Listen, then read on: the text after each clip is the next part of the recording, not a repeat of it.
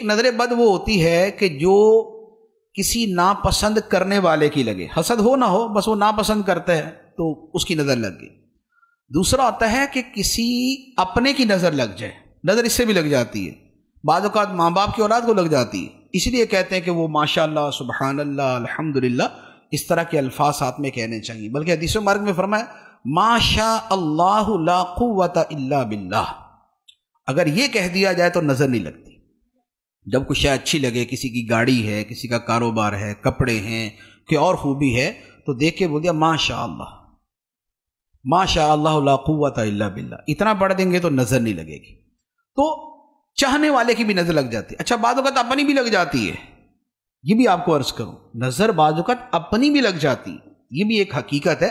محدثین نے اس کے اوپر باقاعدہ بڑی تفصیل سے کلام کیا ہے، تو اس لیے تھوڑا سا ذرا سیلفیوں سے بھی پرہیزی کرنی چاہیے کہ ہم جتنی سیلفیاں لیتے ہیں نظر بھی اتنی لگتی ہے، اور سیلفی لیتے اسی لیے ہیں کہ کتنا اچھا لگ رہا ہوں، یہاں کھڑا ہوا کیسا لگ رہا ہوں، وہاں کھڑا ہوا کیسا لگ رہا ہوں۔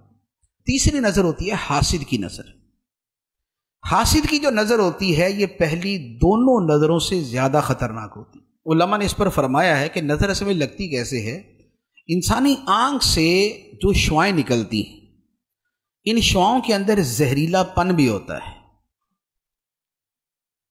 آنکھوں سے نکلنے والی شعاؤں کے اثرات کا تو سب سمجھتے ہی ہیں نا، محبت سے دیکھیں تو اس کا بھی پتہ چل جاتا ہے، نفرت سے دیکھیں تو اس کا بھی پتہ چل جاتا ہے، اور اس میں ضروری نہیں ہوتا کہ بقیہ پورا چہرہ دیکھیں تو پتہ چلے، نگاہوں کی جو شعاع ہے وہی بتا دیتی ہے کس نظر سے دیکھ رہا ہے۔ ٹھیک، تو اب کیا ہے کہ جب انسان حسد کے ساتھ کسی کو دیکھتا ہے تو جو اس کے دماغ کے اندر زہر پیدا ہوتا ہے وہ اس کی ان شعاؤں کے ذریعے سامنے والے پہ اثر کرتا ہے، اور یہ اس کو جو ہے وہ نقصان پہنچاتا ہے۔ تو اس لیے حسد والے کی جو نظر ہے یہ بھی بڑی شدید ہوتی ہے، اس لیے فرمایا گیا کہ اپنی نعمتیں چھپا کر حاسدوں سے بچو۔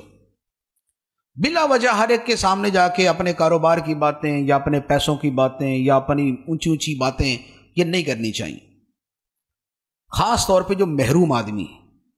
ایک ہے کہ ایک کاروباری دوسری کاروباری کے سامنے بات کر رہا ہے، وہاں بھی تھوڑی احتیاط چاہیے۔ ایک یہ ہے کہ اس کے سامنے بات کر رہا ہے کہ جو بالکل محروم ہے، کہ جو نگاہ حسرت اور نگاہ حسد ڈال دے گا، اس سے بچنا چاہیے۔ پچھلے زمانے میں علماء کیا فرماتے تھے کہ بازار سے کھانا خرید کے نہ کھاؤ، کھانا گھر کا ہونا چاہیے۔ اب تو ہمارے زمانے کا کلچر ہی چینج ہو گیا، تو اب تو وہ والی باتیں کرنا بھی بڑا عجیب لگے گا کہ یار باہر سے نہ کھانا کھائیں، ہمارے تو گھر میں پکتا ہی نہیں، ہم تو 3 ٹائم کا باہر سے کھاتے ہیں، صبح کی پوری باہر سے ہے، رات کے برگر پیزا باہر سے ہیں۔ تو لیکن علماء پہلے کیا فرماتے تھے کہ باہر سے نہ کھاؤ، اس کی وجہ کیا تھی؟ اس کی وجہ یہ تھی کہ باہر جب چیزیں بن رہی ہوتی ہیں، پک رہی ہوتی ہیں، تو وہاں گزرنے والے وہ بھی ہوتے ہیں کہ جو خرید سکتے ہیں یا خریدتے ہیں، اور وہ بھی ہوتے ہیں جو صرف حسرت سے دیکھ کے گزر جاتے ہیں۔ تو جس کھانے کے اوپر نگاہ حسرت پڑی ہوئی ہے اس پہ اثرات بھی ویسے ہوں گے۔ تو یہ پرانے زمانے کے جو علماء تھے، ایون کہ یہ امام اعظم ابو حنیفہ رحمۃ اللہ علیہ نے فرمایا کہ بازار کا کھانا نہ کھانا، امام ابو یوسف سے فرمایا تھا بازار کا کھانا نہ کھانا۔